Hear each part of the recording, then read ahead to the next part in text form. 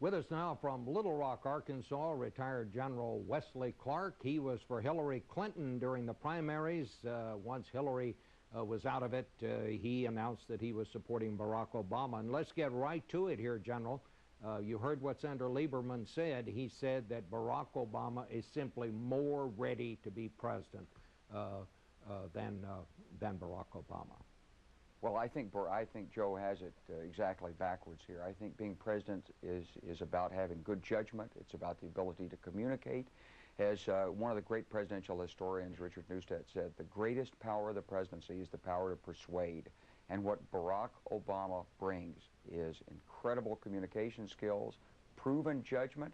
You look at his meteoric rise in politics and you see a guy who deals with people well, who understands issues, who brings people together, and who has good judgment in moving forward. And I think what we need to do, Bob, is we need to stop talking about the old politics of left and right, and we need to pull together and move the country forward. And I think that's what Barack Obama will do. Well, you went so far as to say that you thought John McCain was, quote, and these are your words, untested and untried. And I must say, I had to read that twice, because you're talking about somebody who was a prisoner of war. He was a squadron commander, the largest squadron in the Navy.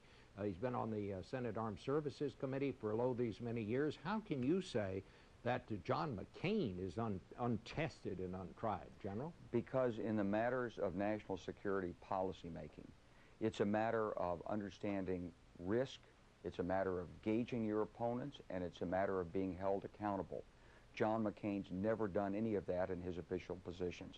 I certainly honor his service as a prisoner of war. He was a hero to me and to hundreds of thousands, millions of others in the armed forces as a prisoner of war. He has been a voice on the Senate Armed Services Committee, and he has traveled all over the world. But he hasn't held executive responsibility. That large squadron in the Navy that he commanded, it wasn't a wartime squadron. He hasn't been there and ordered the bombs to fall. He hasn't seen what it's like when diplomats come in and say, I don't know whether we're going to be able to get this point through or not. Do you want to take the risk? What about your reputation? How do we handle it publicly? He hasn't made those calls, Well, Bob. General, maybe, could I just interrupt you? If you're, Sure. I have to say, Barack Obama has not had any of those experiences either, nor has he ridden in a fighter plane and gotten shot down. I mean... Well, I don't think riding in a fighter plane and getting shot down is a qualification to be president. Really? But Barack is not, he is not running on the fact that he has made these national security pronouncements. He's running on his other strengths. He's running on the strengths of character, on the strengths of his communication skills, on the strengths of his judgment. And those are qualities that we seek in our national leadership. Well, let me ask you this. Senator Obama announced yesterday that he's going to Europe and to the Middle East. Most people think that he'll probably stop off in Iraq, where he hasn't been in more than 2 years. Why now?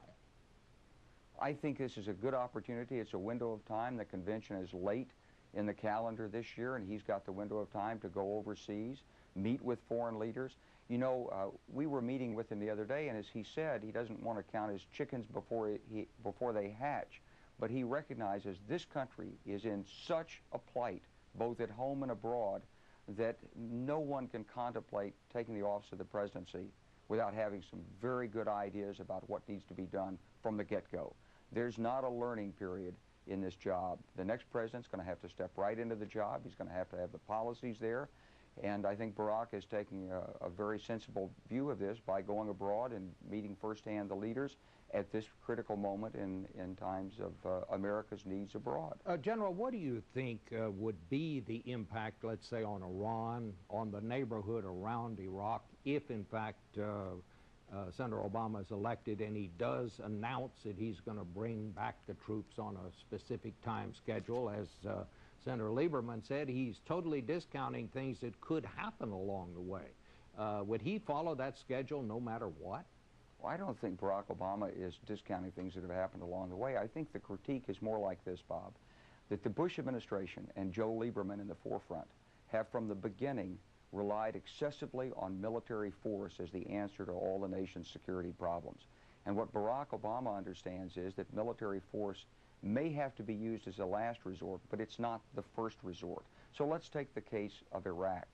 This administration went to a war it didn't really have to fight. Barack Obama called it like it was at the time in his speech early on before we went into Iraq. And once there, the administration relied excessively on the men and women in uniform. It failed to put in place the overarching diplomatic strategy and the regional strategy that was necessary to deal with Iraq's neighbors. It more or less invited Iranian incursions by threatening that Iran and Syria were next on the hit list in military actions and efforts in the region without having an effective strategy in the region. So when we talk about troop withdrawals from Iraq, yes, I think the major muscle movement for the United States needs to be less reliance on military power and more reliance on all the other tools of U.S. power, including diplomacy. So it's within that vein that Barack Obama is talking about pulling troops back from Iraq. It doesn't mean that he's not going to be sensitive to other actions in the region. He's going to be much more sensitive to those actions than the kind of mechanistic, militaristic response that John McCain has habitually given. What I think we'll see from an Obama campaign is a regional strategy that does include dialogue with all of Iraq's neighbors and in which the military component is one part of an overarching strategy to protect American interests. Do you think that Barack Obama is going to put Hillary Clinton on the ticket? Would that be a good thing, General? I'd love to see Hillary Clinton on that ticket, but I have a lot of respect for Hillary. I've known her for a long time. I think she's an outstanding person, but I think that's a decision that Barack Obama himself is going to have to make, and I'm sure he's weighing that decision. All right. Well, General, thank you so much for being with us this morning. You. Hope we can talk to you again along the way. Back in a moment with a little analysis of all of it.